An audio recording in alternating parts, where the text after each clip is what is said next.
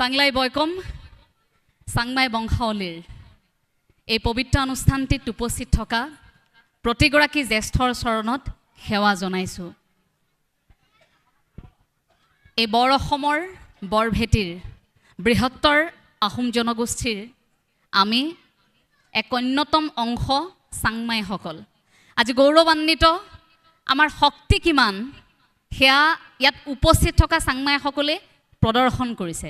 গতিকে প্ৰতিগৰাকীয়ে নিজৰ বাবে এটা হাত চাপৰি বজাওক যে আজি কোনো ভেদাভেদ নাই আপোনালোকৰ মাজত, কোনো পাৰ্থক্য নথকাকৈ আপোনালোক হিলদল ভাঙি আহিছে দূৰৰ পৰা, বহু দূৰৰ পৰা ইয়ালৈ সকলো আহিছে, ঢপলি আহিছে এইবাবে কাৰণ আমি চাংমাই। ঢপলিয়াই আহিছে নিজৰ অঙহী বঙহীক এবাৰ মাত লগাবৰ বাবে কাৰণ আমি চাংমাই। আমাৰ মাজত কোনো পাৰ্থক্য নাই, কোনো আদৰ্শৰ আমাৰ মতানৈক্য নাই। আমি চাংমাই হোৱাৰ সেই হেঁপাহটোত, চাংমাই হোৱাৰ সেই সাহসটো বুকুত বান্ধি আজি সকলো আহিছোঁ। ইয়াত বহি থকাৰ সময়খিনিতেই প্ৰতিগৰাকীয়ে গৈ কোনোৱে তই সম্বোধনো কৰিছে, বোলে তই আমাৰ ছোৱালী, এই বুলি যে কথাষাৰ কৈছে, এইজনী আমাৰ ছোৱালী, এইজনী আমাৰ ভতিজা ছোৱালী, সেইসকলক আপাদেউ নিচাদেউ সম্বোধন কৰিছোঁ যে আপোনালোকে যে আশীৰ্বাদেৰে আমাক আমাৰ ছোৱালী বুলি যিটো চিনাকি দিছে, আমাৰ বাবে সেইটোৱে আটাইতকৈ ডাঙৰ আশীৰ্বাদ। যেতিয়া জাতি লগত থাকিব, যেতিয়া এই চাংমাই পৰিয়ালটো লগত থাকিব, তেতিয়া কোনো শক্তিয়ে আমাক কেতিয়াও বাধা দিব নোৱাৰে। গতিকে আৰম্ভণিতে প্ৰতিগৰাকী চাংমাই চৰণত মই সেৱা জনাইছোঁ।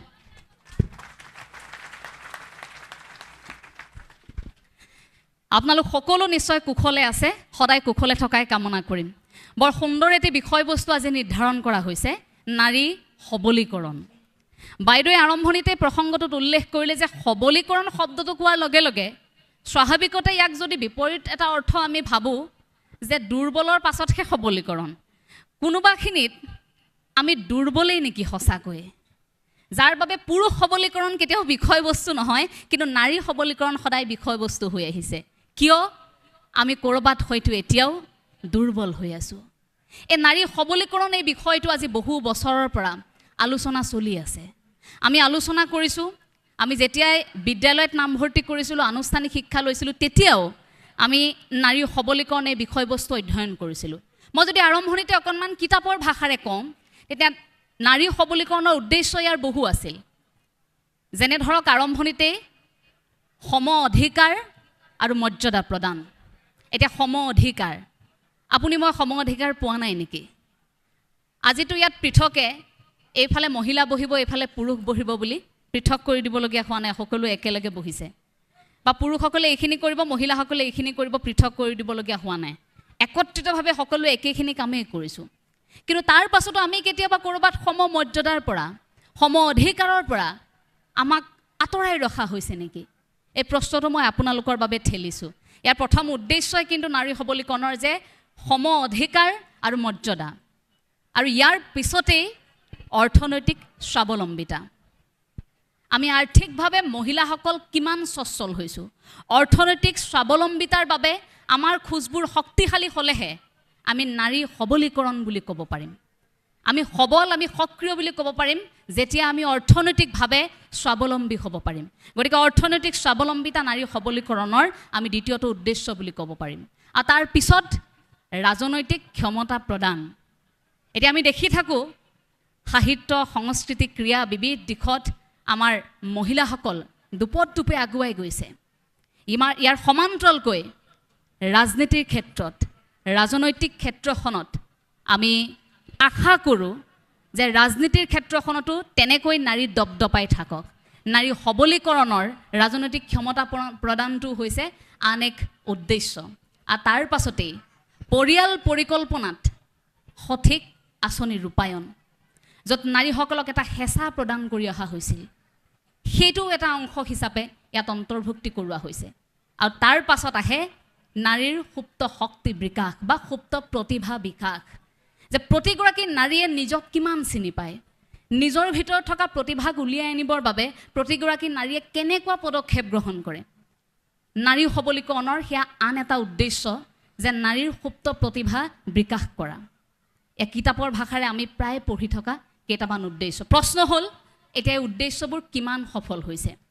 এতিয়া আমাৰ ভাষাৰে যদি আমি এই কথাখিনি বৰ্ণনা কৰিবলৈ যাওঁ, আমি ভাবোঁ যে প্ৰতিগৰাকী নাৰী সবল হ'বলৈ হ'লে প্ৰথমে দুটা খুঁটি পুতি ল'ব লাগিব। সেই দুটা খুঁটি প্ৰথমটো একাগ্ৰতাৰ আৰু আনটো অধ্যয়নশীল এটা মনৰ।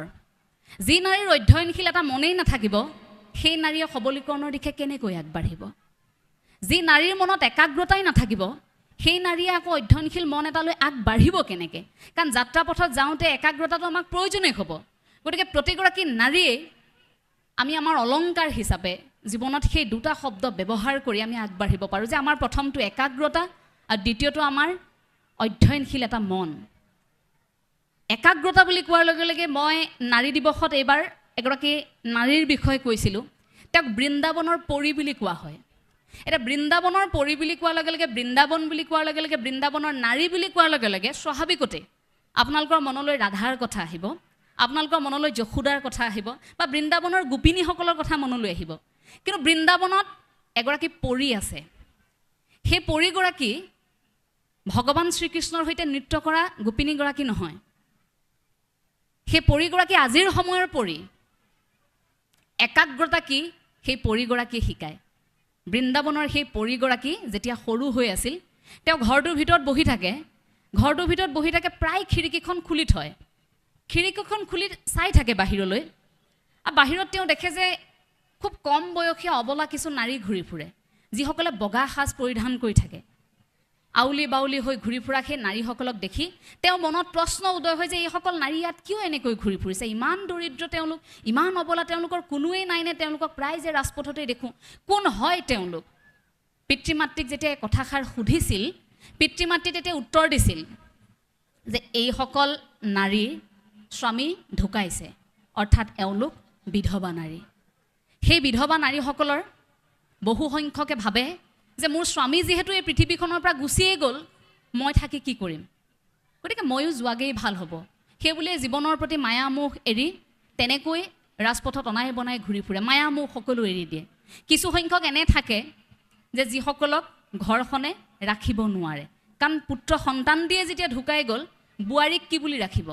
সেই বুলি ভাবি বৃন্দাবনত তেনেকৈ সেইসকলক আঁতৰাই দিয়া হয়।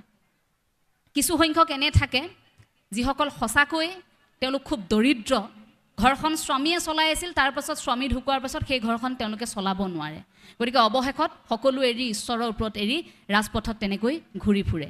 আৰু আটাইতকৈ দুখ লগা কথা, সেই নাৰীগৰাকীয়ে যেতিয়া গৱেষণা কৰিছিল যে এইসকল এনেকৈ থাকিবলগীয়া হয় কিয়, কি কাৰণ আছে ইয়াত, এই সকলোবোৰ যেতিয়া চাইছিল, তেতিয়া আৰু এটা কথা গম পাইছিল, যিটো আটাইতকৈ দুখজনক, যে সেইসকল অবলা নাৰী যিসকল ৰাজপথত অনাই বনাই ঘূৰি ফুৰে, জীৱনৰ মায়ামোহ সকলো এৰি, সেইসকলৰ যেতিয়া মৃত্যু হয়, মৃত্যুৰ সময়ছোৱাত সৎকাৰ কৰিবলৈও কোনো আপোন মানুহ নাথাকে। অৰ্থাৎ মৃতদেহটো সৎকাৰেই তেওঁলোকৰ কৰা নহয়, ক'ৰবাত হয়তো পেলাই দিয়া হয়। কেনেকৈ তেওঁলোকৰ মৃত্যু হয় ৰাজপথত অথালি পথালিকৈ পৰি কোনেও গম নাপায়। এনেকুৱা এটা অৱস্থা। তাৰ পাছত তেওঁ প্ৰতিজ্ঞা কৰিলে যে জীৱনত যিমান দিন জীয়াই থাকোঁ, মই এইসকল নাৰীক অন্ততঃ জীৱনৰ পৰা যেতিয়া বিদায় ল'ব, মই শ্ৰদ্ধাৰে বিদায় জনাম, অৰ্থাৎ মই সৎকাৰৰ ব্যৱস্থা কৰিম। তাৰ পাছত তেওঁ কাম আৰম্ভ কৰিলে। প্ৰথমে ৰাধা নামৰ এগৰাকীক ৰাজপথত দেখা পায়, তেওঁ প্ৰায় মৃত্যু হৈছিল, মৃতদেহটো পৰি আছিল, সেই মৃতদেহটো সৎকাৰ কৰিলে। তাৰপিছত আৰু এগৰাকীক সৎকাৰ কৰিলে, আৰু এগৰাকীক কৰিলে। লাহে লাহে যিসকল অবলা দৰিদ্ৰ, সেইসকল দুখীয়া নিচলা মহিলাক তেওঁ থাকিবলৈ ঠাইৰ ব্যৱস্থা কৰি দিলে। আৰু কেতিয়াবা যদি তেওঁলোক ঢুকাই যায়, তেওঁলোকৰ গোটেই ব্যৱস্থা খুব শ্ৰদ্ধাৰে পৃথিৱীৰ পৰা বিদায় দিয়াৰ দায়িত্বটো তেওঁ ল'লে। এনেকৈ কৰোঁতে কৰোঁতে কৰোঁতে কৰোঁতে এটা সময়ত এনেকুৱা হ'ল যে সেই কোনো ঠাইত যদি অবলা নাৰী ক'ৰবাত অসুস্থ হৈ পৰি থাকে, প্ৰথমেই যোগাযোগ কৰে তেওঁৰ সৈতে, সেই নাৰীগৰাকীৰ সৈতে, যাক বৃন্দাবনৰ পৰী বুলি কোৱা হয়, তেওঁৰ সৈতে যোগাযোগ কৰে। আৰু তাতোকৈ ভাল লগা কথাটো কি জানেনে? কেৱল নাৰীয়েই নহয়, যদি কেতিয়াবা পুৰুষৰ শৰীৰো তেনেকৈ পৰি থাকে, তেন্তে সেই মহিলাগৰাকীক যোগাযোগ কৰা হয়। তেওঁৰ আত্মীয় যদি কোনো নাথাকে, সেই মহিলাগৰাকী সেই পুৰুষজনৰ মৃতদেহটো সৎকাৰ কৰে। এইটো আটাইতকৈ ভাল লগা কথা আছিল, যাৰ বাবে সকলোৱে শেষত তেওঁক মৰ্ত্যলৈ নামি অহা এগৰাকী পৰী বুলি সম্বোধন কৰিছিল। আৰু পৰৱৰ্তী মুহূৰ্তত ভাৰত চৰকাৰে তেওঁক সন্মানিত কৰিছিল। সেই বৃন্দাবনৰ পৰীগৰাকীৰ নাম ডক্টৰ লক্ষ্মী গৌতম। লক্ষ্মী গৌতম, তেওঁৰ পৰা শিকিবলগীয়া আছে যে একাগ্ৰতা আচলতে কাক কয়। কিমান একেৰাহে লাগি থাকিলে, আগ্ৰহেৰে লাগি থাকিলে এটা কাম কেনেকৈ সফল কৰিব পাৰে, কিমান শ্ৰদ্ধাৰে তেওঁ কামটো কৰিছিল, সেয়া একাগ্ৰতাৰ এক অন্যতম যেন উদাহৰণ। অধ্যয়নশীল এটা মন, ইয়াৰ উদাহৰণ মই আপোনালোকক হয়তো নতুনকৈ দিয়াৰ প্ৰয়োজন নাই। ইয়াৰ উদাহৰণ বহু আছে। বাতৰি খোলাৰ লগে লগে, বাতৰি কাগজখন হাতত লোৱাৰ লগে লগে, আপোনালোকে টিভিটো খোলাৰ লগে লগে এইকেইটা দিন আপোনালোকে সুনিতা উইলিয়ামছৰ বাতৰি পাইছে, আপোনালোকে বাতৰি পাইছিল কল্পনা চাওলাৰ, আপোনালোকে বাতৰি পায় আমাৰ লাভলীনা বৰগোহাঁইৰ পৰা আৰম্ভ কৰি বৰ্তমান দেশৰ সমস্ত দায়িত্ব লৈ থকা ৰাষ্ট্ৰপতি দ্ৰৌপদী মুৰ্মুৰ। এই অধ্যয়নশীল এটা মন নাৰীক কিমান প্ৰয়োজন সেয়া উদাহৰণ ইতিহাসৰ পাতে পাতে আছে। গতিকে একাগ্ৰতা আৰু এটা অধ্যয়নশীল মনে আপোনাক মোক সবলীকৰণৰ দিশে আগবঢ়াই নিব। আঁচনি বহু আছে, আমি ক'ব নোৱাৰোঁ যে আমাক লৈ আঁচনি নাই। 1958 পৰা 59লৈকে ৰাষ্ট্ৰীয় স্ত্ৰী শিক্ষা আঁচনি, তাৰ পাছত আপুনি যদি চাই পৰৱৰ্তী সময়ছোৱাত বিবিধ আঁচনি ওলালে, 2001 চনতো এখন ওলালে। তাৰ পাছত এতিয়ালৈকে যদি আপুনি চাই ৰাজ্য চৰকাৰে শেহতীয়াকৈ প্ৰণয়ন কৰা একেবাৰে অৰুণোদয়ৰ পৰা আৰম্ভ কৰি ঘৰে ঘৰে এতিয়া এই জীৱিকা সখীলৈকে সকলোবোৰ বিবিধ মুঠতে অন্তৰ্ভুক্তি কৰোৱা হৈছে। কিন্তু নাৰী সবলৰ প্ৰসংগ ক্ৰমে মই এই কথাষাৰ অকণমান অনুৰোধ জনাব বিচাৰিম যে অতি বেছি সংৰক্ষিত হ'বলৈ যাওঁতে যাওঁতে বা বেছি আঁচনিৰ প্ৰেমীয়ে আমাক ক'ৰবাত কেতিয়াবা দুৰ্বল কৰিছে নেকি, ক'ৰবাত আমি বিমুখ হৈছোঁ নেকি? এই শক্তিটো মই ভাবোঁ প্ৰতিগৰাকী নাৰীৰ থাকিব লাগে। সন্মুখত দুখন আপুনি ধৰি লওক আসন আছে, এখন লিখা আছে মহিলাৰ বাবে, এখন পুৰুষৰ বাবে। আপোনাৰ পিছফালে এজন জ্যেষ্ঠ থিয় হৈ আছে, সেই মহিলাৰ বাবে সংৰক্ষিত আসনখনত আপুনি নবহি আপুনি যদি জ্যেষ্ঠজনক আসনখন এৰি দিছে যে আপুনি বহক, মই থিয় হৈ থাকিব পাৰিম, মইতো দুৰ্বল নহয়। সেইটোহে নাৰী সবলীকৰণৰ আমাৰ ভিতৰৰ পৰা অহা এটা শক্তি। আমি কিয় বিচাৰি থাকোঁ যে লেডিজ ফাৰ্ষ্ট, আমি কিয় বিচাৰি থাকোঁ যে নাৰী প্ৰথমে যাব লাগে? এটা দীঘলীয়া শাৰী 10 মিনিট আমিও পুৰুষৰ সৈতে শাৰী পাতিম, আমি নোৱাৰিম নেকি শাৰী পাতিব? আমি পাৰিম, কিন্তু আমাৰ মনৰ ধাৰণাটো কেনেকুৱা হৈ গ'ল, এই আমি মহিলা, আমি ক'লেই হ'ব নেকি, আমি নাৰী, আমি সকলো কৰিব পাৰোঁ, আমাক বেলেগকৈ দিব লাগিব শাৰী। আমাৰ নাৰীৰ শাৰীটো ক'ত আছে? চাওঁ মহিলাসকলৰ শাৰীটো ক'ত? আমি একেলগে যুঁজিব বিচাৰিছোঁ, কিন্তু আমি আসনো বেছিকৈ বিচাৰি আছোঁ। ক'ৰবাত সেই কথাটোৱে আমাক কেতিয়াবা দুৰ্বল কৰিছে নেকি? এই কথাষাৰ আপোনালোকে এবাৰ অনুভৱ কৰিবচোন। বেছি আসন বা বেছিকৈ আমাক সংৰক্ষণ এই ধৰণে যদি বেৰিকেডবোৰ আমি ভাবি থাকোঁ, সেই জেওৰাখন যদি আমি নিজৰ মাজত সাজি ৰাখি থওঁ, সেই জেওৰাখন পাৰ হওঁতে আমাক কিন্তু বহু সময় লাগিব। মই সেয়েহে সেই কথাষাৰ আপোনালোকক অনুৰোধ জনাম। এতিয়াহে নাৰীৰ ত্যাগৰ কথা। সময়ে সময়ে নাৰীৰ ত্যাগ, নাৰীৰ মহান ত্যাগক আপোনালোকে বিভিন্ন সময়ত পঢ়িবলৈ পাইছে, ইতিহাসে সেই কথাবোৰ কৈ থাকে। নাৰীৰ ত্যাগ বুলি কোৱাৰ লগে লগে মোৰ নংগেলীৰ কথা মনলৈ আহে। জানেনে বাৰু ইয়াত থকাসকলে নংগেলীৰ কাহিনীটো? ক'ব পাৰিনে? কাহিনীটো অকণ ভয় লগা। নংগেলী কেৰেলাৰ এটা কাহিনী, 19শ শতিকাৰ 200 বছৰ আগৰ। যে তাত এটা এনেকুৱা সময় আছিল যিটো সময়ত তাত বৰ্ণ বৈষম্যবাদ আছিল। গতিকে কোনো তলৰ জাতিৰ অৰ্থাৎ নিম্ন জাতিয়ে কোনো তেনে মহিলাই পুৰুষৰ আগত কাপোৰ পিন্ধি থাকিব নোৱাৰিব, নিজৰ স্তন উলিয়াই ৰাখিব লাগিব। কোনো যদি উচ্চ বৰ্ণৰ লোক পাৰ হৈ যায় সেইফালেৰে, সেই নাৰীয়ে নিজৰ গাটো ঢাকি দিব নোৱাৰিব। যদি তেওঁ ঢাকি দিয়ে তেন্তে তেওঁ কৰ দিব লাগিব ৰজাক। যেতিয়া পুৰুষ পাৰ হৈ যাব সেইফালেৰে, যি মানুহে পাৰ হৈ নাযাওক, তেওঁ উলিয়াই ৰাখিব লাগিব নিজৰ স্তন। সময়খিনি কেনেকুৱা আছিল আপুনি আজিৰ সময়ত এবাৰ অনুভৱ কৰকচোন। আৰু কৰ দিব লাগিব, ভাবিব নোৱাৰা এটা কৰ, যিটো সেই দৰিদ্ৰ পৰিয়ালটোৱে কোনোমতে দিবই নোৱাৰে। যাৰ ভয়ত সেই নাৰীয়ে যেতিয়াই সেই পথেৰে লোক পাৰ হৈ যায়, উচ্চ বৰ্ণৰ কোনো পাৰ হৈ যায়, পুৰুষ পাৰ হৈ যায়, নিথৰ হৈ কেৱল ৰৈ যায়, চকুৰে চকু পানী ওলাই প্ৰতিবাদ কৰিব নোৱাৰে। কেনেকৈ প্ৰতিবাদ কৰিব? নোৱাৰে প্ৰতিবাদ কৰিব। তেনেকৈ বছৰ বছৰ পাৰ হৈ গৈছে, কিন্তু নংগেলীয়ে সেই প্ৰতিবাদ কৰিলে। কেৱল উচ্চ বৰ্ণৰ 2-এগৰাকীহে কাপোৰ ল'ব পাৰে, গাটো ঢাকিব পাৰে, নিম্নবৰ্গ কোনো ঢাকিব নোৱাৰে। কিন্তু নংগেলীয়ে কি কৰিলে? চাম এবাৰ কি হয়। নিজৰ বক্ষ যুগল, নিজৰ স্তন এবাৰ পাৰ হৈ গৈছে ৰজাঘৰীয়া এটা দল, তেওঁ নিজৰ গাটো ঢাকি দিলে। এতিয়া ঢাকি দিয়াৰ লগে লগে এতিয়াতো অসন্মান কৰা হ'ল। পিছদিনা তেওঁৰ ঘৰত আহি দল হাজিৰ, এতিয়া কৰ নিবলৈ আহিছে। তেতিয়া নংগেলীয়ে কি কৰিছে জানেনে? বাৰীৰ পৰা এখন কলপাত কাটি আনিছে আৰু পাতখিলা কাটি আনি নিজৰ 2টা স্তন কাটি তেওঁলোকক দান কৰিছে, যে মোৰ 2টা স্তন থাকিলেহে তোমালোকে কৰ নিব পাৰিবা। এয়া ঢাকি ৰাখিলেহে মই কৰ দিবলগীয়া হৈছে, গতিকে মোৰ স্তনেই কাটি দিলোঁ। যোৱা 2টা স্তন কাটি এখন পাতত দিব পৰা শক্তি সেইগৰাকী নাৰীৰ আছিল। আপুনি মই কল্পনা কৰিব পাৰোঁ সেই কথা। আৰু সেইগৰাকী নাৰীয়ে সেই 2টা স্তন কাটি যেতিয়া পাতত দিছিল, তেজেৰে ৰাঙলী হৈ অধিক ৰক্তক্ষৰণ হৈ সেই সময়ত তেওঁৰ মৃত্যু হৈছিল, কিন্তু পৰৱৰ্তী সময়ত সকলোৱে গাটো ঢাকি ৰাখিব পৰাৰ সেই শক্তি পাইছিল। গতিকে এগৰাকী নাৰীৰ কিমান ত্যাগ, প্ৰসৱ বেদনাত ছটফটাই থকা নাৰী এগৰাকীৰ কিমান ত্যাগ, কিমান শক্তি থাকে, সেয়া কেৱল নাৰীয়ে উপলব্ধি কৰিব পাৰে। সেইবাবেই কওঁ যে পৃথিৱীৰ প্ৰতিগৰাকী নাৰীয়ে শক্তিশালী, আমাক দুৰ্বল বুলি নাভাবিব। আমাক এতিয়াও সেই সবলীকৰণৰ প্ৰসংগত বাৰে বাৰে আলোচনা কৰি থাকিবলৈ নক'ব, কাৰণ আমি সবল আছিলোঁ, সবল হৈ থাকিম। আমি কেতিয়াও দুৰ্বল নহয়। আপোনালোক দুৰ্বল হয় নেকি কেতিয়াবা? আমি মানসিকভাৱে কেতিয়াবা দুৰ্বল হ'ব পাৰোঁ। কিয় হওঁ? কাৰণ আমাৰ মনত কেতিয়াবা আত্মবিশ্বাস কমি যায়, আমি নোৱাৰিম নেকি এনেকুৱা ভাবোঁ। উদাৰতাৰ, উদ্যমিতাৰ আমাক প্ৰয়োজন হয়। এতিয়া উদ্যমিতাই, আপুনি যদি এই প্ৰসংগটো চাই যে উদ্যমিতাই নাৰী সবলীকৰণ কৰাৰ ক্ষেত্ৰত 3টা বিশেষ কাৰক আছে। এটা কাম কৰিলেই নহ'ব, কাম কৰা পদ্ধতিটোও নাৰীয়ে জানিব লাগিব, যে কেনেকৈ উদ্যমিতাৰে নাৰীয়ে কাম কৰিব, কৰ্মমুখী বাটেৰে বাট বুলিব। উদ্যমিতাৰ সেই কাৰককেইটা হৈছে, প্ৰথমটো সম্পদ আহৰণ। আপুনি কি আহৰণ কৰিছে? আপুনি কি বাছনি কৰিছে? আপুনি ধৰক ব্যৱসায়ৰ বাবে আগবাঢ়িছে, আপোনাৰ সম্পদ আহৰণৰ উৎস কি আহৰণ কৰিছে? আৰু তাৰ পাছত আহিলে আপোনাৰ বজাৰ দখল। আপুনি বজাৰখন দখল কৰিব জানিছে নাই? যিটো মাৰ্কেটিং বুলি কোৱা হয় আজিৰ সময়ছোৱাত, আপুনি সেই বজাৰ দখল কৰিব জানিব লাগিব, যিসকল ব্যৱসায়ৰ লগত জড়িত হৈ আছে। সম্পদ আহৰণ কৰি বজাৰ দখল, আৰু তাৰ পাছত আহে প্ৰকৃতাৰ্থত মালিকী স্বত্ব। এই প্ৰকৃতাৰ্থত মালিকী স্বত্ব সেইটো আমাৰ হাতত প্ৰায় নাথাকে। সেই মালিকী স্বত্বটো আমি ল'ব নাজানো।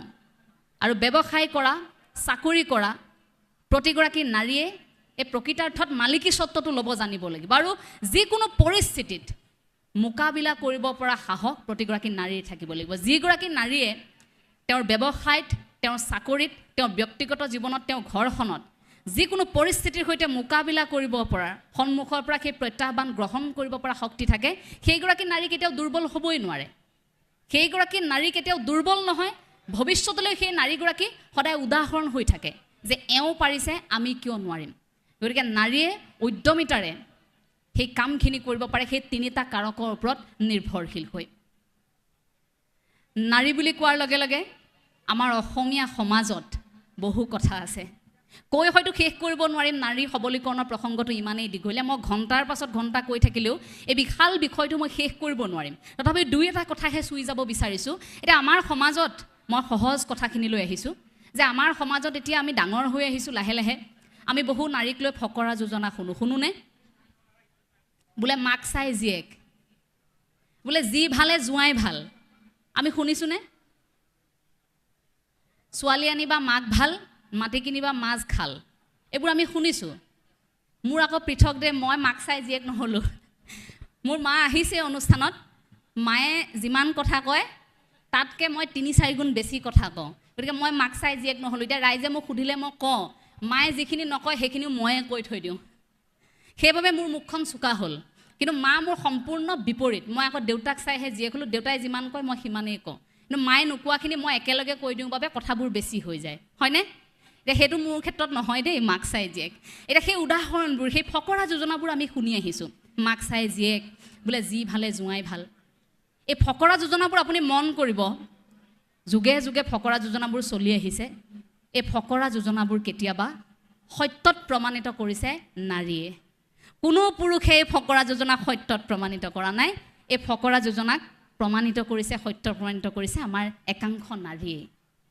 নাৰী নাৰীৰ শত্ৰুও হ'ব পাৰে, নাৰী নাৰীৰ পৰম মিত্ৰও হ'ব পাৰে। পৰম মিত্ৰ হ'লে কি হয়? জয়ন্তী, ললিতা, পমিলা, তেওঁলোক 3গৰাকীৰ নাম শুনিছেনে কেতিয়াবা? সেই 3গৰাকী আমাৰ মূলা গাভৰুৰ বান্ধৱী আছিল। মূলা গাভৰু সকলোৱে চিনি পায়। মূলা গাভৰু যুঁজলৈ গৈছিল। মূলা গাভৰু যুঁজলৈ গৈছিল। যুঁজ কৰা সেই সাহসী নাৰী মূলা গাভৰু 3গৰাকী বান্ধৱী, জয়ন্তী, পমিলা, ললিতা, যদি মোৰ ভুল হোৱা নাই দেই 3টা নাম। এই 3গৰাকী বান্ধৱী আছিল। সেই 3গৰাকী বান্ধৱীয়ে হয়তো সেই সাহসখিনি দিয়াৰ বাবেহে সেই বান্ধৱীগৰাকীয়ে যুঁজিব পাৰিলে। আপোনাৰ মোৰ জীৱনতো তেনেকুৱা এগৰাকী ঘনিষ্ঠ বান্ধৱী থাকে, সখী থাকে। সখী নামটো বেছি ভাল লগা। তে আমাৰ সখী থাকে। সেই সখীসকলৰ পৰা আমি কেনেকৈ সাহসটো আহৰণ কৰিছোঁ? আমি কৈ থাকোঁ ঠিকেই যে নাৰী নাৰীৰ শত্ৰু, কিন্তু নাৰী নাৰীৰ যে পৰম মিত্ৰ হ'ব পাৰে, সেই সখীয়ে যে দেশ মাতি জাতিৰ কথা ক'ব পাৰে, মূলা গাভৰু ৰণলৈ সাজু কৰাব পাৰে, একেলগে যুঁজিব পাৰে, সেই তিনিগৰাকী বান্ধৱীয়ে তাৰ প্ৰমাণ নহয় জানো? সেই বন্ধুত্ব আপোনাৰ মোৰ জীৱনত কেনেকৈ আছে, তাক আমি কেনেকৈ গ্ৰহণ কৰিছোঁ? প্ৰতিগৰাকী নাৰীক অনুৰোধ জনাম, অন্ততঃ এগৰাকী খুব বিশ্বাসী, তেওঁ মা হ'ব পাৰে, খুব বিশ্বাসী, নিজৰ আপোন, যাক সকলো কথা ক'ব পাৰি, তেনে এগৰাকী নাৰী যাৰ পৰা আপুনি সাহস পায়, অন্ততঃ নিজৰ কাষত তেনে এগৰাকী নাৰী সদায় সাজু কৰি ৰাখিব, যাতে বিপদৰ সময়ত তেওঁৰ কাষত অন্ততঃ আপুনি অকণমান কান্দিব পাৰে। প্ৰথমগৰাকী তেনে নাৰী আমাৰ মা। মায়ে আমাৰ প্ৰথমগৰাকী বান্ধৱী। প্ৰথমগৰাকী সেই বান্ধৱীৰ পৰাই আমি জীৱনৰ সকলোবোৰ কথা শিকিছোঁ, শুনিছোঁ, দেখিছোঁ।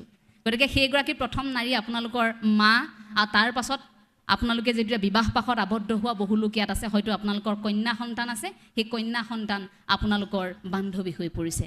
আৰু তাৰ পাছত লাহে লাহে আমি আমাৰ চৌপাশটো বন্ধুত্বৰে ভৰাই পেলাওঁ। এতিয়া আহিলোঁ শত্ৰুৰ কথাটোলৈ, যে নাৰী নাৰীৰ শত্ৰু বুলিও কোৱা হয়, কিয়নো কোৱা হয়? মোৰ এই ক্ষেত্ৰত এটা প্ৰশ্ন থাকে। পুৰুষসকলে বাৰু কৈ থাকে যে নাৰীৰ মহিমা বুজিব নোৱাৰি দেই, ভগৱান শ্ৰীকৃষ্ণই কয়, সকলোৱে পুৰুষে বেছিকৈ কয়, হয়নে? নাৰীসকলে ভালকৈ জানিব। পুৰুষে কয় যে নাৰীৰ মহিমা বুজিবই নোৱাৰে। ঠিক আছে বাৰু, পুৰুষসকলে নাৰীৰ মহিমা বুজিব নোৱাৰে, নালাগে আপোনালোকে আমাৰ মহিমা বুজিবলৈ।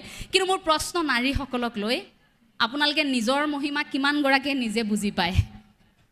নিজক নিজে কিমানগৰাকী নাৰীয়ে বুজি পায়? পুৰুষে বাৰু নাৰীৰ মহিমা বুজিব নালাগে। প্ৰশ্ন নাৰীলৈ, আমি আমাক কেনেকৈ বুজিছোঁ? যদি প্ৰতিগৰাকী নাৰীয়ে নিজৰ মহিমাটোকে নিজে বুজি পায়, মোৰ মন মগজু হৃদয় কি কৰিব বিচাৰিছে, মই কি ক'ম, মই কেনেভাৱে আগুৱাই যাম, মোৰ কি লক্ষ্য উদ্দেশ্য, মোৰ ঘৰখন কেনেকৈ থাকিব, মোৰ কামেৰে সমাজ কেনেকৈ সমৃদ্ধিশালী হ'ব, এই কথাটো যদি প্ৰতিগৰাকী নাৰীয়ে বুজে, সেই নাৰীক আকৌ পুৰুষে বুজিব নালাগে। এইটোও ঠিক, আপোনাৰ জীৱনত এজন পুৰুষ থাকিবই লাগিব। নাৰীৰ প্ৰতিযোগিতা পুৰুষৰ সৈতে কেতিয়াও নহয়। আমি সদায় অনুষ্ঠান পাতিলে নাৰীকেন্দ্ৰিক অতি বেছি কথাবোৰ কৈ থাকোঁতে আমি প্ৰায় সংখ্যকে ভাবি লওঁ পুৰুষ আমাৰ শত্ৰু। পুৰুষ আমাৰ শত্ৰু হ'ব পাৰে নেকি? পুৰুষ আমাৰ প্ৰতিদ্বন্দ্বী হ'ব পাৰে নেকি? ঘৰখনত থকা আপোনাৰ স্বামী আপোনাৰ প্ৰতিদ্বন্দ্বী হ'ব পাৰে নেকি? আপোনাৰ সন্তান আপোনাৰ প্ৰতিদ্বন্দ্বী হ'ব পাৰে নেকি? পুৰুষ আমাৰ প্ৰতিদ্বন্দ্বী নহয়। নাৰীয়ে যিখন প্ৰতিযোগিতাত যুঁজি আছে, যিখন ৰণত নামিছে, সেইখন ৰণত পুৰুষ আমাৰ প্ৰতিদ্বন্দ্বী নহয়, আমি আমাৰ নিজেৰ প্ৰতিদ্বন্দ্বী।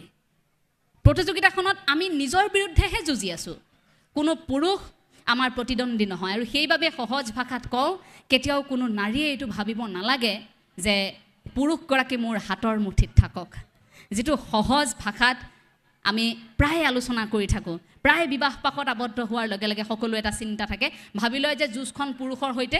গতিকে পুৰুষজনক যদি কিবা কৈ নিজৰ হাতৰ মুঠিত ৰখা বুলি ভাবে, যে তেওঁক মোৰ মতে চলাব পাৰিলে, মোৰ কথা বতৰা যদি তেওঁ বেছিকৈ শুনে, তেওঁ যদি মোৰ হাতৰ মুঠিত আছে, তেন্তে মই জয়ী হ'লোঁ।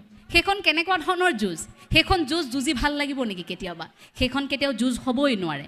সেই কথাবোৰ আমাৰ সমাজত আলোচনাই হ'ব নালাগে, যে পুৰুষে নাৰীক হাতৰ মুঠিত ৰাখক বা নাৰীয়ে পুৰুষক হাতৰ মুঠিত ৰাখক। এই কথাবোৰ আমি তেনেকৈ আলোচনাই কৰিব নালাগে। আৰু আমাৰ সন্তানক আমি গঢ় দিওঁতেই নাৰী সবলীকৰণৰ কথাবোৰ আমাৰ ঘৰখনৰ পৰাই আৰম্ভ হ'ব লাগে। আমাৰ ঘৰখনৰ পৰা আমাৰ পিতৃ মাতৃয়ে সেই কথাবোৰ আমাৰ মন মগজুত সৰুৰ পৰাই সুমুৱাই দিব লাগে, যে তুমি নাৰী হৈ নহয়, তুমি ভাল মানুহ হৈ জন্ম হৈছা, ভাল মানুহ হ'ব লাগিব এই পৃথিৱীত। এই কামটো মোৰ ছোৱালীজনীয়ে কৰিব নোৱাৰে, ল'ৰাটোৱেহে কৰিব পাৰে। ছোৱালীজনী ঘৰ সোমাওঁতে 10 মিনিট দেৰি হৈছে, ল'ৰাজনৰ 1 ঘণ্টা দেৰি হৈছে। ল'ৰাজনক একো কোৱা নাই, কিন্তু ছোৱালীজনীক কৈছে, কিয়? তুমি ছোৱালী, অকণমান সাৱধানে থাকিবা। কিন্তু একেই কথাষাৰ, মা তুমি ডাঙৰ হৈ আহিছা, কাপোৰ ভালকৈ পিন্ধিবা, ৰাস্তাৰে ভালকৈ খোজ কাঢ়িবা। আমি বিচাৰোঁ প্ৰতিগৰাকী পিতৃ মাতৃয়ে সেই কথাষাৰ নিজৰ ল'ৰা সন্তানটোকো কওক। শুন, তুমি ডাঙৰ হৈ আহিছা, ৰাস্তাৰে যাওঁতে ছোৱালী নুজুকাবা।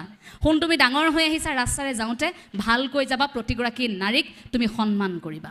এই ঘৰখনতেই আমি বিভেদ আনি দিওঁ। সৰুৰ পৰা আমি আচলতে সেই কথাবোৰ কৈ থাকোঁ, কিন্তু প্ৰতিখন ঘৰত এটা সুন্দৰ পৰিৱেশ যিখন ঘৰত থাকিব, মানুহ হোৱাৰ আখৰা যিখন ঘৰত চলি থাকিব, সেইখন ঘৰত এই বিভেদবোৰ আচলতে কেতিয়াও নাথাকে।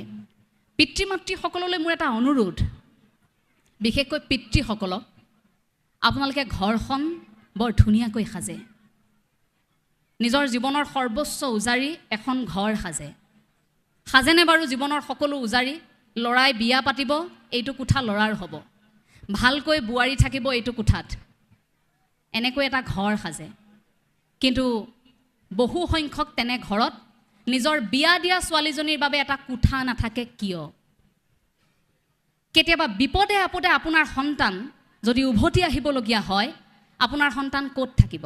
গতিকে নতুনকৈ যিসকলে ঘৰ বনাবলৈ আৰম্ভ কৰিছে, ঘৰ সাজিবলৈ আৰম্ভ কৰিছে, প্ৰতিগৰাকী পিতৃক মোৰ অনুৰোধ, আপোনালোকে কন্যা সন্তান বিয়া দিয়াটোৱে আপোনালোকৰ সকলোতে শেষ নহয়। নাৰী সবলীকৰণৰ কথাটো যিহেতু আৰম্ভণিতে ওলায়, গতিকে আপুনি আপোনাৰ সন্তানক আপোনাৰ ঘৰখনত জিৰণি ল'ব পৰাকৈ এটা কোঠা অন্তত আপুনি সাজি থৈ যাওক, যাতে আপুনি নোহোৱাৰ পাছত আপোনাৰ সন্তানে কেতিয়াবা কষ্ট পালে সেই নাৰীগৰাকী উভতি আহি নিশ্চিন্ত মনেৰে মোৰ পিতাই বনাই থৈ যোৱা কোঠাত মই কান্দিছোঁ ক'বলগীয়া নাই ইয়াত, যাতে সেইগৰাকী নাৰী অনাই বনাই ঘূৰি ফুৰিবলগীয়া নহয় স্বামী গৃহৰ পৰা উলিয়াই দিয়াৰ পাছত, কাৰণ দেউতাই এটা মোৰ বাবে কোঠা থৈ গৈছে। লাজ লগা কথা যদি সেই সন্তানে কেতিয়াবা সম্পত্তিৰ বাবে থানালৈ অহা যোৱা কৰিবলগীয়া হয়, আদালতলৈ অহা যোৱা কৰিবলগীয়া হয়, নহয় জানো? এই সমস্যাবোৰ খুব ব্যৱহাৰিক, খুব প্ৰেক্টিকেল কিছু কথা বুলি আমি ভাবোঁ যে এইবোৰ সমস্যা, এইবোৰ সমাধান কৰিব লাগে। আৰু সেই শিশুটিৰ মনত সেই ধাৰণাটো থাকিব লাগে যে মোৰ চিন্তা নাই, কেতিয়াবা বিপদ হ'লে মোৰ ঘৰখন আছে, মোৰ আই পিতাই আছে, এটা কোঠা মোৰ বাবে আছে। সেই কোঠাটো আমাৰ সমাজত আমি সজা নেদেখোঁ। আমাৰ ঘৰখনত বাৰু এটা কোঠা থৈছে মোৰ বাবে, সেই কোঠাটোত মই কৈছোঁ যে যেতিয়াই মন যায় এই কোঠাটোলৈ মই আহিব পাৰিম, যাতে এই কোঠাটোত মই মোৰ আই পিতাইক বিচাৰি পাওঁ। আপোনালোকে সেই কোঠাটো, মই অনুৰোধ জনাইছোঁ আপোনালোকৰ এগৰাকী জীয়ৰী হিচাপে নিজৰ সন্তানৰ বাবে এতিয়াৰ পৰা এটা কোঠা ৰাখিব আপোনালোকে। এটা নাৰী সবলীকৰণ, আত্মবিশ্বাস, অধ্যয়নশীল এটা মন, একাগ্ৰতাৰ সৈতে আৰু এটা ডাঙৰ কথা আত্মবিশ্বাস। আত্মবিশ্বাসেৰে প্ৰতিগৰাকী নাৰী কেনেকৈ আগুৱাই যাব? আমাৰ বহু নাৰীয়ে নিজৰ সম্ভাৱনীয়তাক চিনিয়ে নাপায়। বহু নাৰীয়ে এই কথাষাৰো নাজানে যে মই কি কৰিব পাৰোঁ। কেতিয়াবা আপুনি চাবচোন, আপোনাৰ কাষতে থকা, ঘৰখনৰ কাষত থকা আপাদৈগৰাকী কাষলৈ আপুনি গৈছে, আপাদৈয়ে সেইদিনা বৰ সুন্দৰকৈ টাকুৰি ঘূৰাই আছে, দেখিব আপাদৈয়ে দেখোন এই কামটো বৰ ধুনীয়াকৈ কৰিব পাৰে। আকৌ দেখিব ঘৰখনৰ কাষত থকা খুৰীদেউগৰাকী, তেওঁ আপোনাক সেইদিনা এনেকুৱা কেইটামান পিঠা খোৱালে, আপোনাক ইমান সুন্দৰকৈ পিঠাকেইটা পুৰিছিল, আপোনাক সুধিবলৈ মন গ'ল যে কেনেকৈ আপুনি এইকেইটা পুৰিছে? তেওঁ ক'ব যে এনেকৈ এনেকৈ। আৰে এইটোতো আচৰিত কথা, এইটোতো বজাৰ দখল কৰিব পৰা সম্ভাৱনীয়তা আছে। তাৰপাছত আপুনি আৰু এগৰাকীৰ ঘৰলৈ গ'ল, দেখিব যে সেইগৰাকী আপাদেও নিজৰ ঘৰখন ইমান সুন্দৰকৈ সজাই ৰাখিছে, নিজৰ বাগিচাখন ইমান সুন্দৰকৈ সজাই ৰাখিছে। আপুনি সুধিবলৈ বাধ্য যে এইবোৰ ক'ৰ পৰা শিকিলে? এই নাই, এইবোৰ মই নিজে নিজেই কৰিছোঁ। তেনেহ'লে ভাবি চাওকচোন, ক'তো নিশিকাকৈ, কাৰোৰ পৰা নুসুধাকৈ, কাৰোৰ পৰা নোচোৱাকৈ আমাৰ প্ৰতিগৰাকী মহিলাই কাম কৰি আছে নিখুঁতভাৱে। গতিকে সেই পাকঘৰটো আমাৰ আৰম্ভণি, আমাৰ বৰঘৰটো আমাৰ অৰ্থনৈতিক স্বাৱলম্বিতাৰ প্ৰথমটো খোজ। আমি সেই পাকঘৰটোতো কেৱল আমাৰ শিপিনীয়ে তাঁতশালতে সপোন ৰচিব নোৱাৰে। এই হেতাখন ঘূৰাই থকাৰ সময়খিনিতো আমাৰ সেই আইগৰাকীয়ে সপোন ৰচিব পাৰে, আমাৰ মহিলাগৰাকীয়ে সপোন ৰচিব পাৰে। মাত্ৰ তেওঁ সেই সঠিক বাটটো যে তুমি এইটো কাম কৰিব পাৰিবা, সেই সাহসটো আমি ক'ৰবাত দিয়া নাই নেকি? সেইবাবেই কওঁ যে আপোনালোকে যিটো কামেই কৰিছে, নিখুঁতকৈ যিটো কামেই কৰিছে, আপুনি সৰুকৈ আচাৰৰ ব্যৱসায় এটা কৰিছে, আপুনি সৰুকৈ আৰম্ভ কৰিছে ব্যৱসায় এটা, গছপুলি আপুনি বিতৰণ কৰি ফুৰিছে, গছপুলি আপুনি ঘৰতে লগাইছে, আপুনি সৰুকৈ কৰা এটা ব্যৱসায়, ৰুমালত বৰ ধুনীয়াকৈ ফুল তোলে, আপুনি ৰূপসজ্জাৰ বিষয়ে শিকিছে, গতিকে আপোনালোকে সেই কামটো কৰিও তাৰ পৰা ক্ষুদ্ৰ উদ্যোগৰ পৰা বৃহৎ উদ্যোগলৈকে আপুনি সেই শিপাডাল আপুনি মজবুত কৰি কৰি নি থাকিব পাৰিব। কৰ্মোদ্যমিতা বা কৰ্ম সংস্কৃতি তাৰ পৰা আৰম্ভ হয়। গতিকে ৩-৪গৰাকী মহিলা যেতিয়াই লগ হ'ব, অন্তত শাক খোৱা ভাত খোৱা কথাবোৰতো আমি পাতিয়েই থাকোঁ, কি কাপোৰ পিন্ধিছোঁ, কি খাইছোঁ, ক'ত কি কিনিছোঁ, সেইবোৰতো আমি পাতিয়েই থাকোঁ, সেইবোৰো পাতিব লাগিব। কিন্তু তাৰ লগতে আমি এইবোৰো পাতিব নোৱাৰোঁনে বোলে মই এটা ব্যৱসায় আৰম্ভ কৰিছোঁ, বোলে নতুনকৈ মই পৰিকল্পনা কৰিছোঁ আমাৰ গাঁৱৰ মহিলাসকলক লৈ, তোমালোকো কৰিব নোৱাৰিবানে? আহাচোন, বোলে আমাৰ গাঁওখনে এই উদ্যোগটো কৰিলে তোমালোকৰ গাঁওখনে প্ৰতিযোগিতা তাত হ'ব লাগে যে এওঁলোকৰ গাঁওখনে তাতকৈ বেছি ভাল কিবা এটা কৰিছে। সেয়া প্ৰতিযোগিতা হওক গাঁৱে গাঁৱে, গ্ৰাম্যাঞ্চলৰ পৰা তেনেকৈ শক্তিশালী ৰূপত নাৰী ওলাই আহক। আৰু অৰ্থনৈতিক স্বাৱলম্বিতা, অৰ্থনৈতিকভাৱে আপুনি যেতিয়া শক্তিশালী হ'ব, সেই শক্তিশালী হৈ থকা ৰূপটোত আপুনি সকলো সমস্যাৰ আপুনি সমাধান কৰিব পাৰিব। নাৰীয়ে অৰ্থনৈতিক স্বাৱলম্বিতা অৱলম্বন কৰিলে আৰু এটা ভাল লগা কথা হয় কি, যে মিতব্যয়িতা আমি প্ৰথম নাৰীৰ পৰা শিকোঁ, আমি মাৰ পৰা শিকোঁ। বেছিকৈ যুৱক যুৱতীসকলে এই কথাষাৰ অনুভৱ কৰিব, আজি হঠাৎ টকাৰ প্ৰয়োজন হৈছে, আপোনাৰ মায়ে একো নকৰে, আপুনি জানে যে মোৰ মাৰ চাকৰি নাই, কিন্তু আপুনি আচৰিত হ'ব, আপুনি বিপদত পৰিছে সেইদিনা হোষ্টেলৰ পৰা উভতি অহাৰ সেই ল'ৰাজন যেতিয়া হোষ্টেললৈ যাবলৈ লয়, সেইখিনি সময়ত যদি মাকক গৈ কয় যে মা কিবা এটা লাগিছিল নহয় মোক, কাপোৰৰ জাপৰ পৰা মোৰ মায়ে কেনেকৈ 500 টকা কেনেকৈ 1000 টকা উলিয়াই আনি আপোনাৰ হাতত গুজি দিব, আপুনি গমেই নাপাব। আপুনি ভাবিব মায়েতো একো কাম নকৰে, মায়েতো চাকৰি নকৰে, মায়ে পইচাটো ক'ত পালে?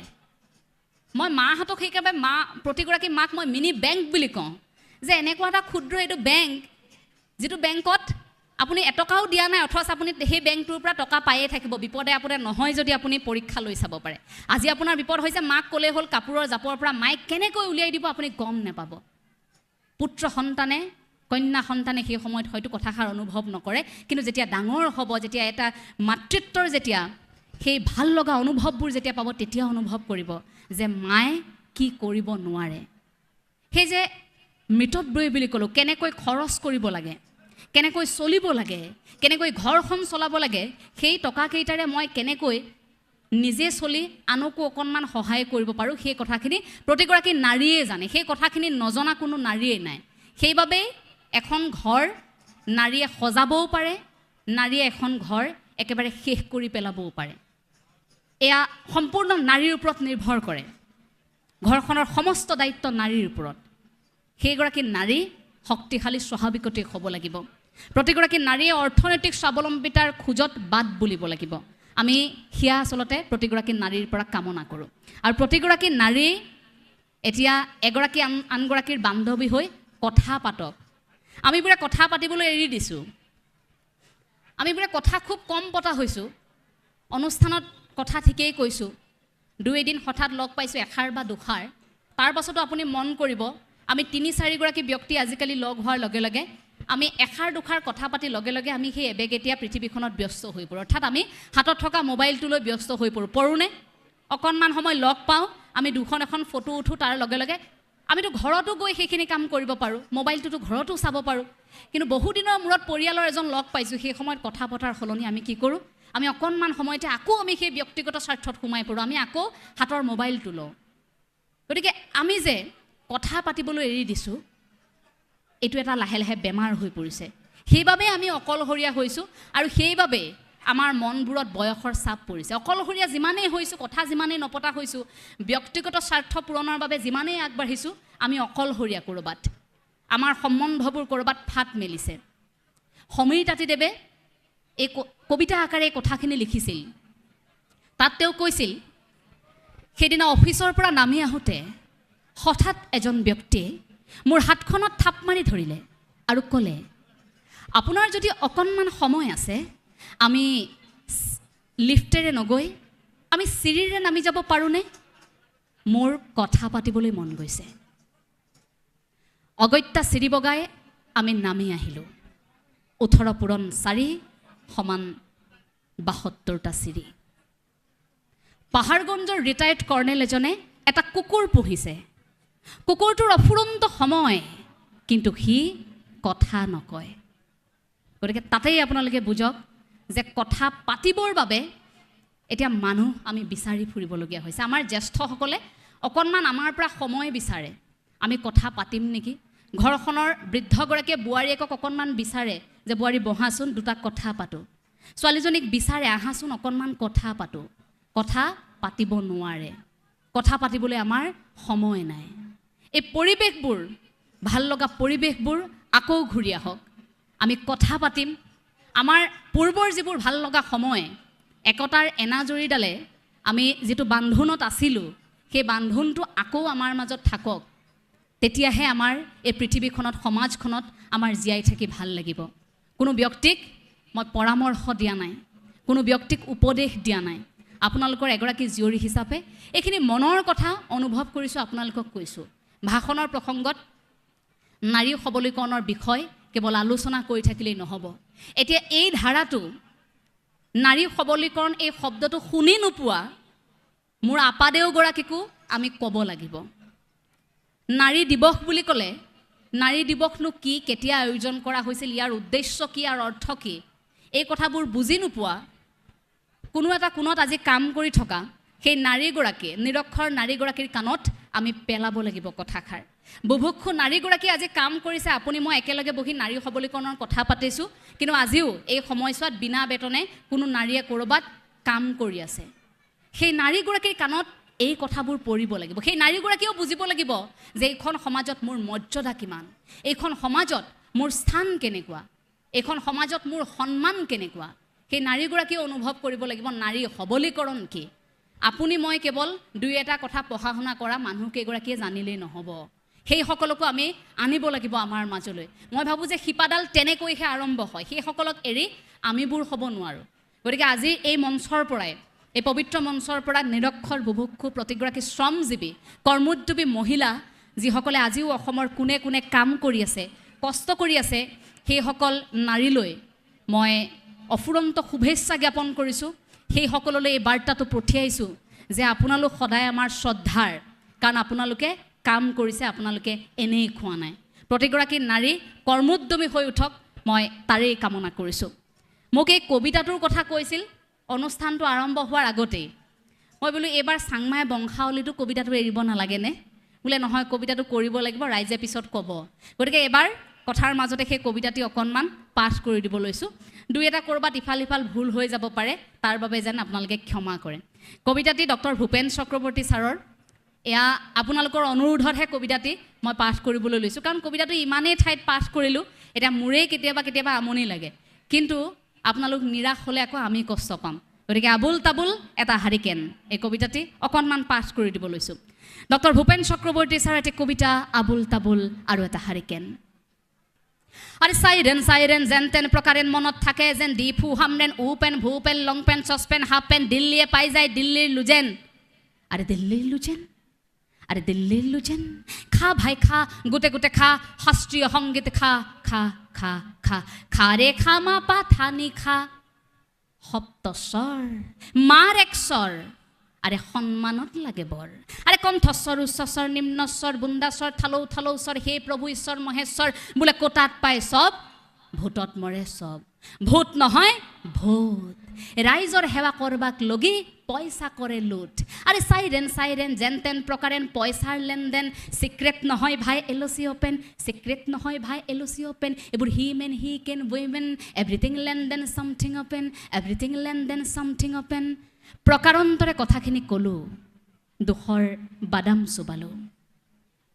শোষণৰ বৰগীত গালোঁ গণতন্ত্ৰৰ কথা কোৱা যে মানা এবেশে জানিলোঁ আরে ফুটপাত দ দ দ দ দ দ গাত গাত গাত গাত গাত গাত গাত গাত মাত চাত নাই তাত দূৰদৰ্শনে কয় কাট ভাই কাট এইবোৰ চটকাট আরে ফুটপাত দ দ গাত গাত গাত গাত মাত চাত নাই তাত দূৰদৰ্শনে কয় কাট ভাই কাট এইবোৰ চটকাট পগলা কবিৰ গাত মাৰে যেন সাত সাত পগলা কবিৰ গাত মাৰে যেন সাত সাত আৰে সাইৰেন সাইৰেন যেন তেন প্ৰকাৰেন মনত থাকে যেন ডি ফু হামৰেন উ পেন ভু পেন লং পেন সস পেন হাফ পেন ব্ৰইলাৰ চিকেন হি যেন পাই যায় দিল্লীৰ লুজেন দিল্লীয়ে পাই যায় দিল্লীৰ লুজেন সেয়া সকলোৱে এতিয়া জানে অকণমান মোৰ ভাল লগা সেই কবিতাটি পাঠ কৰিলোঁ এতিয়া নাৰী সবলীকৰণৰ এই বিষয়বস্তু যথেষ্ট সময়ো হৈছে অনুষ্ঠান দীঘলীয়া হ'ব ইয়াৰ পাছত এখন মুকলি সভাৰ আয়োজন কৰা হৈছে সেই মুকলি সভাত বহু বিশিষ্ট ব্যক্তি আছে পলাশ চাংমাই ককাইদেউ আছে আমাৰ প্ৰতিগৰাকী জ্যেষ্ঠ আছে প্ৰতিগৰাকী জ্যেষ্ঠই হয়তো বৰ মূল্যৱান কথা ক'ব তেখেতসকলৰ সেই কথাবোৰ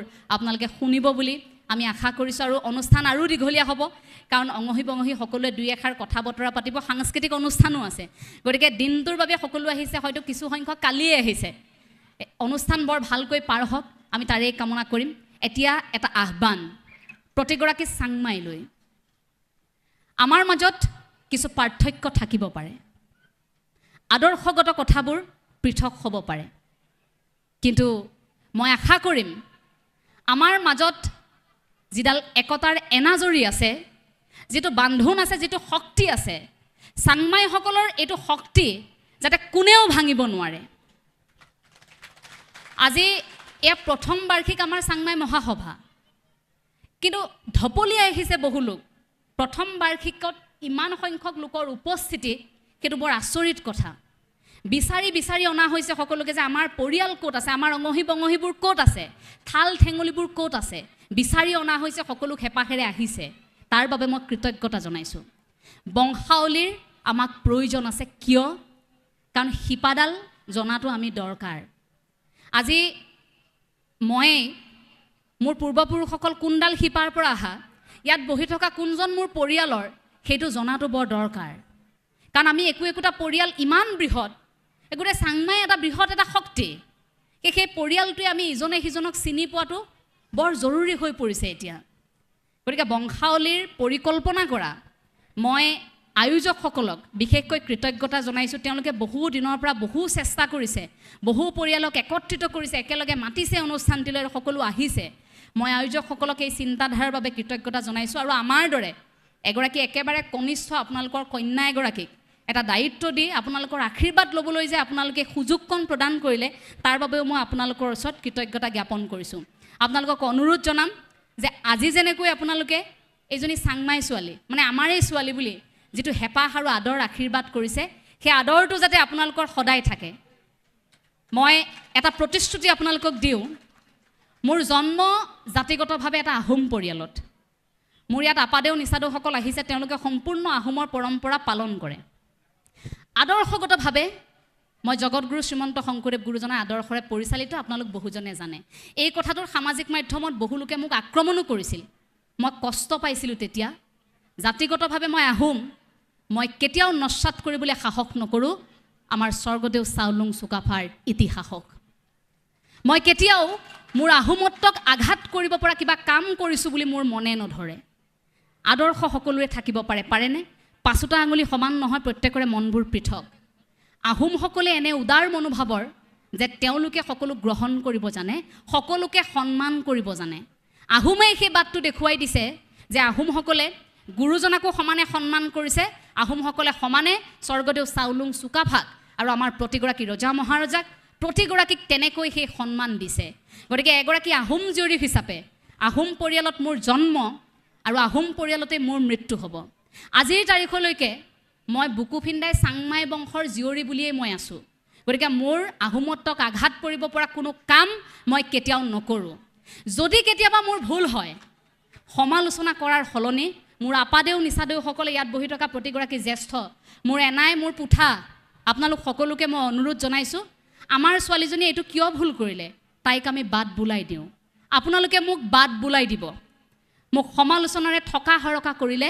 কেতিয়াবা হয়তো ক'ৰবাত শেষ হৈ যাম আৰু তাৰ পিছত কোনোবা এগৰাকী আহোম জীয়ৰী আগবাঢ়ি আহিবলৈ সাহস নকৰিব গতিকে মই আপোনালোকৰ ওচৰত সেই সাহসটোহে বিচাৰিছোঁ যদি কেতিয়াবা ভুল কৰোঁ বাট বুলাই দিয়াৰ দায়িত্বটো কিন্তু আপোনালোকৰ যদি ভুল কৰোঁ আপোনালোকে যদি বাট বুলাই নিদিয়ে তেন্তে অভিভাৱক হিচাপে সেইখিনি দুখ কিন্তু ক'ৰবাত মই আপোনালোককো জাপি দিম যে জ্যেষ্ঠ হৈ আপোনালোকে মোক কিয় দেখুৱাই নিদিলে কাৰণ মা দেউতাকো কেতিয়াবা কওঁনে যে তুমি যদি জানিছিলা দেউতা তুমি যদি জানিছিলা পিতা মোক কিয় কোৱা নাছিলা এইটো কথা আপোনালোককো কওঁ আপোনালোকে নিশ্চিন্ত মনে কোনো ধৰণৰ বাধা নোহোৱাকৈ মোৰ সৈতে যোগাযোগ কৰিব পাৰিব মোক সেই উপদেশখিনি আপোনালোকে দিব সেই উপদেশ মই কেৱল চাংমাইসকলৰ পৰাহে গ্ৰহণ কৰিম সেই উপদেশ মই মোৰ জ্ঞাতিসকলৰ পৰা গ্ৰহণ কৰিম প্ৰতিগৰাকী নাৰী কুশলে থাকক প্ৰতিগৰাকী মোৰ জ্যেষ্ঠ সদায় কুশলে থাকক এই বংশাৱলী এবছৰেই নহয় বছৰে বছৰে হওক হয়তো দুবছৰৰ পিছত পতাৰ এটা সিদ্ধান্ত গ্ৰহণ কৰিছে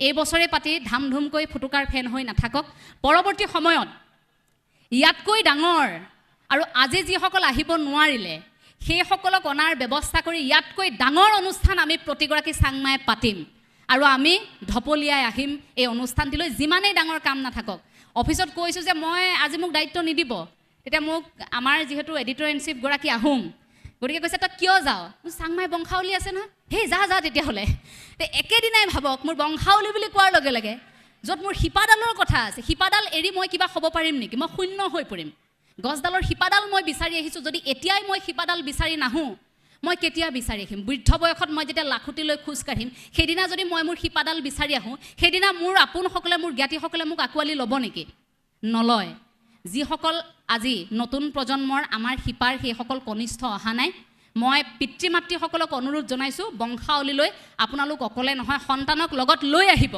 সন্তানক লগত লৈ আহি পৰিয়ালবোৰ চিনাকি কৰোৱাই দিয়ক এইজন আপোনাৰ আমুক এইজন তোমাৰ তামুক এনেকৈ চিনাকি কৰোৱাই দিয়ক তেতিয়াহে আমাৰ এই সম্বন্ধবোৰ আচলতে কটকটীয়া হৈ থাকিব প্ৰতিগৰাকী নাৰী কুশলে হৈ থকাৰ উদাহৰণ হিচাপে মই ব্ৰজাংগী আই কনকলতা আই আমাৰ মূলাগাভৰু আৰম্ভ কৰি প্ৰতিগৰাকী নাৰী সাহিত্য সংস্কৃতি সংগীত ক্ৰীড়া প্ৰতি জগতত দপদপাই থকা আৰু ইতিহাসৰ পৃষ্ঠা সোণালী আখৰে লিখি থৈ যোৱা প্ৰতিগৰাকী নাৰীক উদাহৰণ হিচাপে ক'ব বিচাৰোঁ সেইসকল নাৰীয়ে নিজেও কুশলে আছিল আমাকো কুশলে ৰাখিছিল গতিকে আমাৰ দায়িত্ব আমিও কুশলে থাকিম আমি আমাৰ অধিকাৰ সাব্যস্ত কৰিম কাৰণ বিবিধ এতিয়া মাধ্যম আছে আমাৰ হাতত আমি সেয়া গ্ৰহণ কৰিব পাৰোঁ সামাজিক মাধ্যমটো আমি ব্যৱহাৰ কৰিব পাৰোঁ উচিত পন্থাৰে গতিকে আমি আমাৰ অধিকাৰ সাব্যস্ত কৰিবৰ বাবে আমি সকলো কৰিব পাৰোঁ বিপদত পৰিছোঁ এগৰাকী আনগৰাকী নাৰীৰ সাহস হৈ আমি থিয় দিম সবলীকৰণ তেনেকৈ শেষ হ'ব সবলীকৰণ কেৱল মাত্ৰ ভাষণৰ জৰিয়তে নহয় গতিকে একতাৰে সেই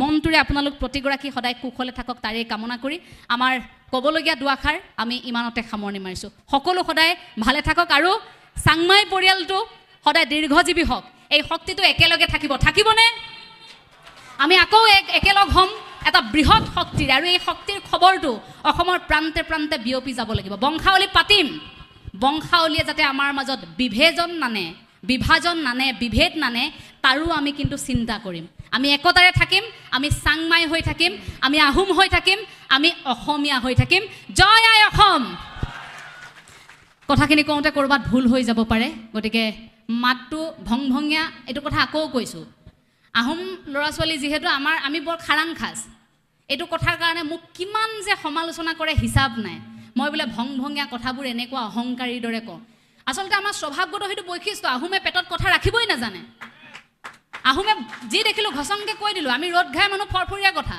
এফালৰ পৰা মনলৈ আহিলে ধাই কৈ গ'লোঁ হয়নে এতিয়া কথাখিনি মাত খাই এতিয়া মিহিকৈ ক'ব নাজানো সেইটোনো এতিয়া কেনেকৈ আমাৰ দুখ হ'ব মই মিঠা কথা দীঘলীয়াকৈ ক'ব নাজানো বৰ মিহিকৈ মই কথা ক'ব নাজানো সেইটোৱে মোৰ দুখ এতিয়া ৰাইজে ভাবে বৰ উপদেশ দিয়া নিচিনাকৈ কথা কয় এতিয়া মই তেনেকুৱা স্বভাৱৰ ভংভঙীয়া মই এতিয়া কি কৰিম এতিয়া কওকচোন সেইটো প্ৰতিগৰাকী আহোমেই হয়তো তেনেকুৱা গতিকে বেয়া নাপাব সকলোৱে প্ৰতিগৰাকী আশীৰ্বাদ কৰিব কথাখিনি কওঁতে যদি ভুল হৈছে তেন্তে প্ৰতিগৰাকী মোৰ জ্যেষ্ঠ প্ৰতিগৰাকী পুলুন পুথাৰ শ্ৰীচৰণত মই সেৱা জনাই মোৰ ক'বলগীয়া দুআষাৰ ইমানতে সামৰণি মাৰিছোঁ